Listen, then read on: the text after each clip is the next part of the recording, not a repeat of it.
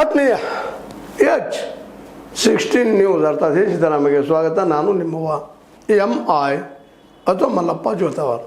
ಆತ್ಮೀಯರೇ, ಒಂದು ಕಡೆಗೆ ಕಾಂಗ್ರೆಸ್ನಲ್ಲಿ ಕುರ್ಚಿ ಕದನ ಜೋರಾಗ್ತಾ ಇದ್ದರೆ, ಇನ್ನೊಂದು ಕಡೆಗೆ ಈ 4ನೇ ತಾರೀಕಿನವರೆಗೆ ಅಂದರೆ ಮೇ 4ನೇ ತಾರೀಕಿನವರೆಗೆ BJP ಸ್ತಬ್ಧ ಆದಂಗೆ ಕಾಣ್ತಾ ಇದೆ. 4ರ ನಂತರ ಅಂದರೆ ರಿಸಲ್ಟ್ ಬಂದ ನಂತರ ಅಲ್ಲೂ ಸಹ ಕದನ ಜೋರಾಗುವ ಸಾಧ್ಯತೆ ಎಲ್ಲ ಇದ್ದಾವೆ. ಸಪೋಸ್ ಕಾಂಗ್ರೆಸ್ನ ಎರಡೂ ಕಡೆ ಅಭ್ಯರ್ಥಿಗಳು ಸೋತ್ರ ನಿಶ್ಚಿತವಾಗಿಯೂ BJPಯಲ್ಲಿ ಹೊಸ ಒಂದು ಯುಗ ಸಾಧ್ಯ ಆಗುವಂಥದ್ದು.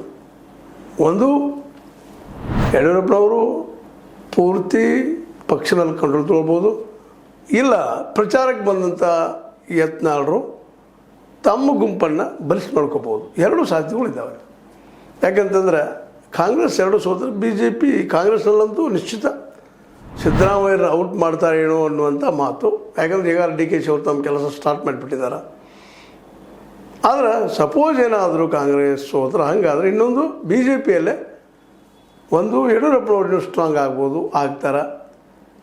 ಯತ್ನಾಳರು ಅವರು ಸ್ಟ್ರಾಂಗ್ ಆಗ್ಬೋದು. ಯಾಕಪ್ಪ ಅಂದರೆ ಈಗಾಗಲೇ ನಮ್ಮ ಬಾಗಲಕೋಟೆಯಲ್ಲಿ ಜಬರ್ದಸ್ತಾಗಿ ಪ್ರಚಾರ ಮಾಡಿ ತಮ್ಮದೇ ಅಂಥ ಪ್ರಭಾವವನ್ನು ಬೇರೆ ವೀರನ್ನ ಚರಂತಿ ಮಠರಿಗೆ ಒಂದು ಹೊಸ ಒಂದು ನಾಯಕತ್ವ ಬರುವಂಗೆ ಮಾಡಿದ್ದು ಇವ್ರ ಸಾಹಸ ಅಂತೇಳಿ ಅದು ಆಗ ಸಾಧ್ಯತೆಗಳಿದ್ದಾವೆ. ಹೀಗಾಗಿ ಅಲ್ಲೂ ಒಂದು ಹಲ್ಚಲ್ ಅಂತೀವಲ್ಲ ನಾವು, ಜೋರು ಹಿಡಿದ. ಸ್ವತಂತ್ರವಾದ ಮೀಡಿಯಾಗೆ ಬೇಕಾಗಿರುವುದು ಸ್ವತಂತ್ರ ಧ್ವನಿ. ಆ ಸ್ವತಂತ್ರ ಧ್ವನಿ ಉಳಿಸಲು ನೀವು ಮಾಡಬೇಕಾದದ್ದು